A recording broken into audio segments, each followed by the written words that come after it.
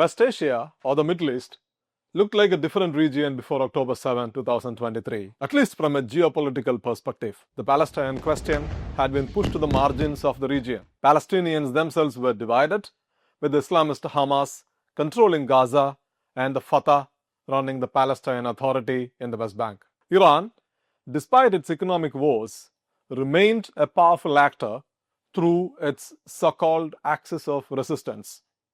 Arab countries, mostly the wealthy Persian Gulf monarchies, saw Iran as a security threat and chose to deepen security cooperation with Israel. The United States, seeking slowly disentangle itself from West Asia, was trying to knit together two of its key regional pillars, the Arab world and Israel, into a joint front against Iran. The foundation of this vision was laid in the 2020 Abraham Accords, brokered by the first Trump administration, through which 4 Arab countries signed normalization agreements with Israel. By 2023, Saudi Arabia was in an advanced stage of normalizing ties with Israel. Washington's broader plan was to integrate Israel deeper into the regional economy and the global order, with 2 major initiatives, both involving India. The I2U2 grouping, India, Israel, the United States and the UAE, and the India-Middle East Economic Corridor. It was a grand vision to reshape the region under American leadership, with Israel at the heart of what is being hailed as the new Middle East. Then came the October 7, 2023 attack by Hamas in Israel, in which 1,195 people were killed.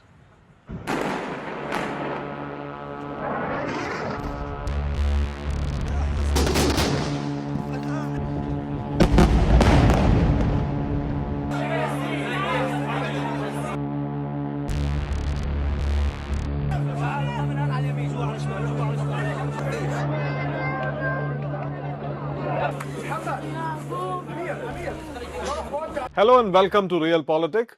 This is Stanley Johnny, the Hindu's International Affairs editor. The October 7 attack shattered the sense of security Israel had seemed to enjoy despite its continued atrocities against the Palestinians.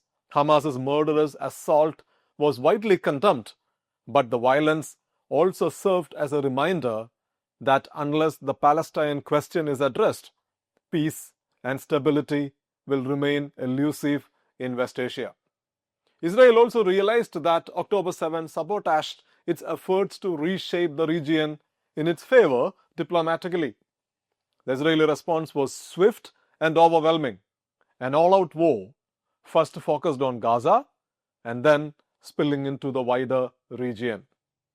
Israel declared 2 primary objectives, as we know: the destruction of Hamas and the release of the 251 hostages taken on October 7. But the way it fought the war suggests far deeper ambitions. For Israel, Hamas was only the tip of the iceberg. Its real conventional enemy was Iran, which backed Hamas, Hezbollah, the Islamic Jihad, and several other militant groups. After October 7, Israel saw an opening to wage a 2-front war, one to crush the Palestinian resistance once and for all, and the other to dismantle Iran's axis and weaken its regional influence. Prime Minister Benjamin Netanyahu wanted to build a unipolar West Asia, with Israel, backed by the United States, being the central security player. Iran rolled back, Arab countries subdued, and the resurgent Palestine question pushed back to the margins. To be sure, Israel has made some advances in this direction. Hamas's militant and administrative infrastructure has been severely damaged, and Israeli forces now control much of Gaza. Even if they withdraw under the Donald Trump plan to the initial withdrawal line, Israeli troops will still retain parts of Rafah in the south, much of Khan Yunis, and a buffer zone in the north. Hezbollah, the feared Shia militant group in Lebanon, has been humbled by Israel's repeated strikes. In Syria, the collapse of the regime of Bashar al-Assad and the rise of Abu Muhammad al-Jawlani also known as Ahmad al-Shara, a former al-Qaeda jihadist, marked a tactical victory for Israel. Mr. Assad had been a critical link between Iran and Hezbollah. His fall not just weakened Hezbollah further, but also allowed Israel to grab more Syrian territory. Emboldened by these developments, Israel carried out airstrikes on Iran in June 2025, aimed at destroying its nuclear program and degrading its military capabilities. While Israel's tactical gains project the image of a country determined to reshape West Asia through force, none of these advances have translated into long-term security. If the destruction of Hamas was one of the principal objectives of the war, 2 years on, Hamas has not been defeated, let alone destroyed. Israel may have decapitated its leadership and killed thousands of its fighters, but Hamas is not Al-Qaeda or the Islamic State.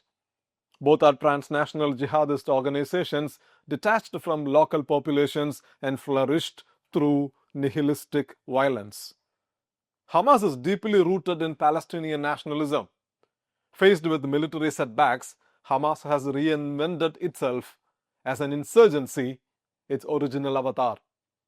This makes it extremely difficult for Israel to crush Hamas.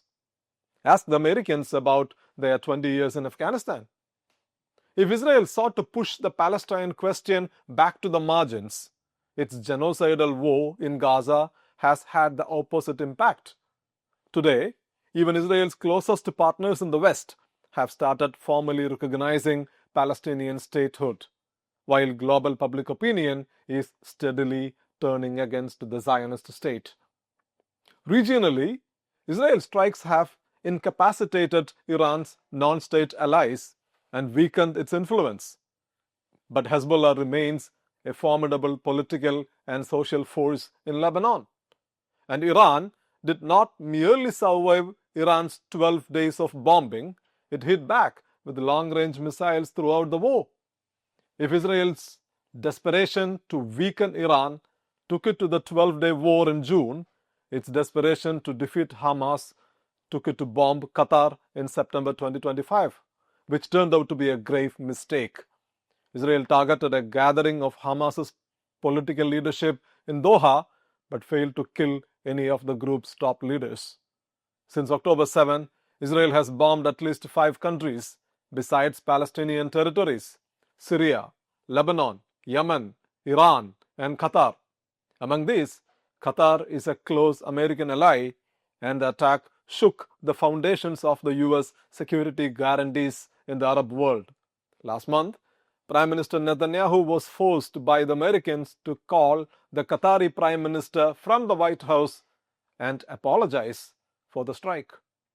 Israel's expansionism has pushed the Arab countries to reassess their political and security calculus. If Saudi Arabia wanted to join the Abraham Accords and normalize ties with Israel in September 2023, today, an agreement with Israel is seen as a liability in the kingdom rather than as a strategic asset.